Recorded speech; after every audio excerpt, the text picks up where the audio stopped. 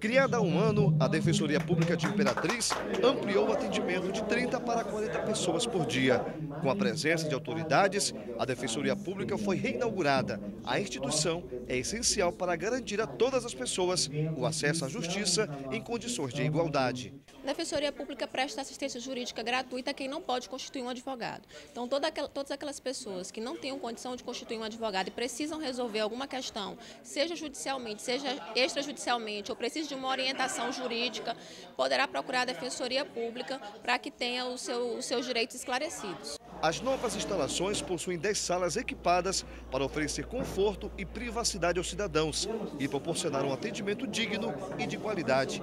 O núcleo foi modernizado, ganhou novos equipamentos de informática e está adequado às regras de acessibilidade às pessoas com deficiência. Nós estamos reestruturando, readequando esse espaço para garantir condição de trabalho ao profissional, mas, sobretudo, pensando a Defensoria sob a ótica do destinatário de serviços públicos, no sentido de oferecer ao cidadão um atendimento com mais conforto e com mais dignidade.